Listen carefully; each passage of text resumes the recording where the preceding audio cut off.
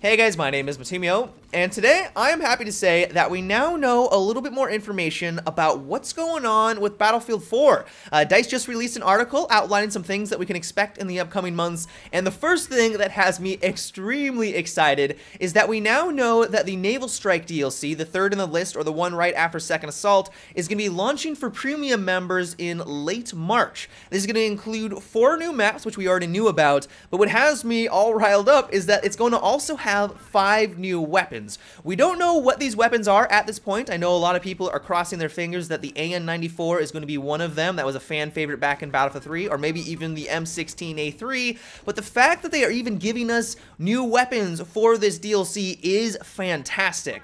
I don't know if you guys remember this, but back in Battlefield 3, they only gave us new weapons for the first 2 expansion packs. That was Strike at Karkand and the Close Quarters. They did give us 10 per, so it was 20 all at once, but now that they're kind of giving us more of a piecemeal, 5 at a time, I think is a much better system. It keeps the game fresh, we get to try out new weapons, and so I like the way that they are approaching each of these DLCs and continuing to give us new weapons. They're also going to be introducing a brand new vehicle called the Amphibious Hovercraft. I'm assuming that this is going to work the same way that it does in the real world, where you can drive over land and water, but I'm just not sure how large it's going to be, because there are hovercrafts in real life that are gigantic. They are massive structures that can tote an absurd amount of people from point A to point B. And so I don't know if they're going to be going down that route. It is definitely possible, but what I have a feeling that they're going to do is that these hovercrafts are going to be more like smaller boats, maybe like the Rib in Battlefield 4,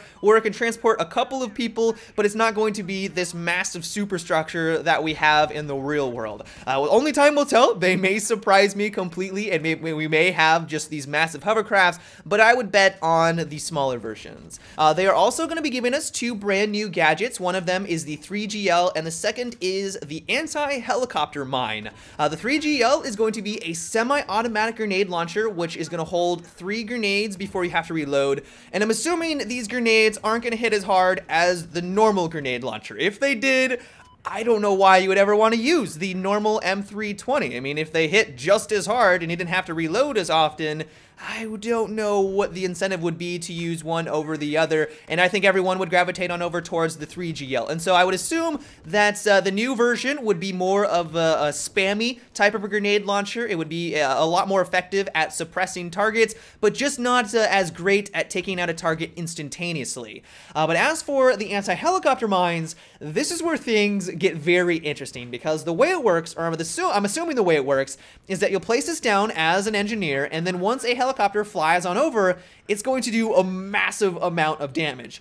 What we don't know at this point is 2 things. We don't know if one mine is going to kill it outright, and we also don't know what the kill radius is going to be. I read an article about this, and at least in the real world, one of these mines is effective at taking out a helicopter within 100 to 150 meters. And if that is the case, and that is the way that it's going to work in Battlefield 4, it's going to be an absolute nightmare for helicopter pilots. Pilots right now like to fly reasonably low. It allows them to use the terrain to their advantage, so that when they're getting locked on by Stinger missiles, when they're getting locked on by the mobile anti-air vehicle, they can block line of sight, get behind cover, use a building to their advantage, so that when the myriad of different lock-ons are flying towards them, they don't get taken out and they can survive that engagement. But now that this gadget is being introduced into the mix, there isn't going to be any safe place that the helicopters can fly. If they want to go very, very high to avoid the mines themselves, they're now susceptible to the Stingers and the mobile anti-air vehicle. But if they want to avoid those,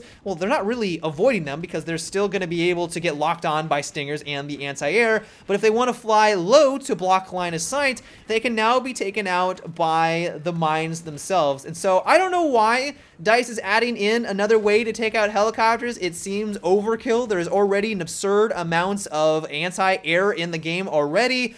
And so this is a little puzzling to me. I'd like to know what you guys think about this, though. Do you think that DICE is going a little bit too far with the anti-air? Are you excited about this? The blast radius, or the explosion on this bad boy, must be incredible. Like, being able to take out a helicopter that is 50 meters above the ground, that's got to be one massive explosion. And so maybe it's going to be something like the IODs on Gold Mud Railways. We'll have to wait and see. So that might be cool.